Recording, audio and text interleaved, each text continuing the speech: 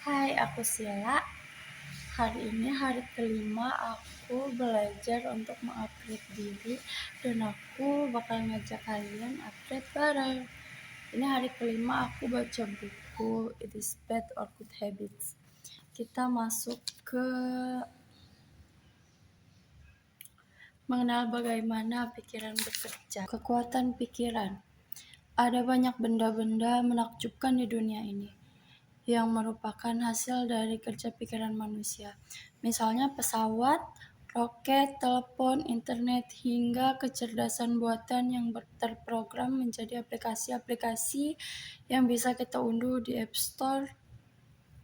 Semua itu adalah bukti akan adanya kekuatan dalam pikiran. Kekuatan itu dapat menciptakan sesuatu hingga mempengaruhi banyak hal. Lalu, apa sajakah yang menakjubkan dari kekuatan pikiran ini? A. Kekuatan pikiran dalam membangun mindset. Mindset merupakan kumpulan pemikiran yang terbentuk sesuai pengalaman dan keyakinan seseorang hingga pemikiran tersebut mempengaruhi cara pikir dan perilakunya. Contoh, tidak sedikit penikmat kopi yang mengaku bahwa mereka menjadi sembelit jika belum mengonsumsi secangkir kopi. Pengakuan ini tentu berdasar pada pengalaman yang tidak hanya satu kali terjadi, tetapi merupakan pengulangan peristiwa yang serupa. Bagaimana bisa terjadi? Padahal pada objek yang lain, barangkali secangkir kopi tidak memberikan efek apa-apa. Ya, disinilah kekuatan pikiran. Ia mampu membangun mindset seseorang yang berawal dari kalimat sederhana bahwa ia tidak dapat BAB jika belum mengonsumsi kopi. Seakan-akan kopilah yang bisa membuat BAB. Padahal itu hanyalah mindset yang terbentuk dari kalimat yang berulang di kepala. Lalu akal merespon mengaktifkan data-data yang mendukung kalimat tersebut. Hingga terbentuklah mindset yang tersimpan pada alam bawah sadar. Setelah mindset tertanam, maka setiap peristiwa yang sama kembali terulang, pikiran akan mengaktifkan peristiwa serupa. Misalnya, begitu tidak minum kopi, seseorang akan sulit BAB. B. Kekuatan pikiran dalam menyimpan arsip memori. Dalam buku Dr. Ibrahim menyampaikan bahwa pikiran kita mampu menyimpan arsip memori di dalam akal. Arsip tersebut berupa folder-folder yang berisi file-file peristiwa yang terjadi selama kita hidup. Misalnya saat kecewa, kita bisa melampiaskannya dengan marah dan menangis. Maka, marah dan menangis itu akan menjadi file yang masuk dalam folder kecewa di dalam arsip memori. Begitu suatu hari kita dikecewakan, maka file-file dalam folder akan terbuka. C. Kekuatan pikiran dalam menggerakkan fisik. Pernahkah kamu hanya dengan memikirkan sesuatu yang menjijikkan seketika perut terasa mual dan akhirnya muntah? Itulah kekuatan pikiran. Apa yang terpikir dalam kepala dapat berpengaruh terhadap gerakan tubuh kita. Secara tidak sadar, apa yang kita pikirkan akan direspon akal dan mengaktifkan organ-organ tubuh. D. Kekuatan pikiran mempengaruhi perasaan. Saat kita berpikir akan kehilangan seseorang yang sangat berharga, muncul perasaan sedih, cemas, dan takut. Pikiran kita berpengaruh terhadap apa yang bisa kita rasakan, meskipun kehilangan belum terjadi.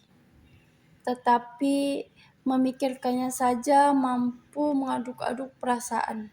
Itulah kekuatan pikiran. Pikiran mempengaruhi sikap dan perilaku kita. Apapun yang kita pikirkan akan direspon oleh akal. Maka ketika kita berpikir tentang hal-hal negatif, akal pun akan terus meresponnya ke arah negatif. Misalnya, seseorang berpikir bahwa ia tidak akan berhasil dalam bisnisnya, maka pikiran tersebut secara tidak sadar mempengaruhi sikap dan perilakunya. Karena berpikir tidak akan berhasil, maka ia pun menjadi malas meladeni klien, bersikap cuek, dan masa bodoh. Apa yang terjadi selanjutnya? Akibat sikap dan perilakunya yang buruk terhadap klien, kegagalan yang sejak awal berada dalam pikirannya menjadi benar-benar kejadian. Itulah kenapa kita harus selalu berpikir positif. Oke, lanjut. Pikiran berdampak pada hasil. Terkadang kejadian atau peristiwa yang kita alami bisa sama persis dengan apa yang kita pikirkan. Contoh, saat seseorang berlatih sepeda, jika ia berpikir akan berhasil di hari itu, maka akal pun meresponnya dengan mengaktifkan data-data pendukung seperti keberanian, fokus, dan energi. Maka pada hari itu pula ia benar-benar bisa bersepeda. Bukan karena ia pandai meramal, namun keberhasilan tersebut merupakan buah dari pikiran. Oke, G. Pikiran berpengaruh pada kesehatan. Banyak kasus yang melibatkan pikiran dalam kesehatan manusia. Seseorang bisa jatuh sakit karena overthinking, misalnya. Mengapa bisa demikian? Dalam dunia medis, pikiran yang berlebihan dapat memancing naiknya asam lambung. Jika asam lambung meningkat, penyakit yang menyertainya bisa saja muncul, seperti tifus. Sebaliknya, bila pikiran kita selalu positif hingga melahirkan rasa bahagia, maka kesehatan kita pun dapat terjaga. Itulah kekuatan pikiran. H. Pikiran mampu menjelajah waktu.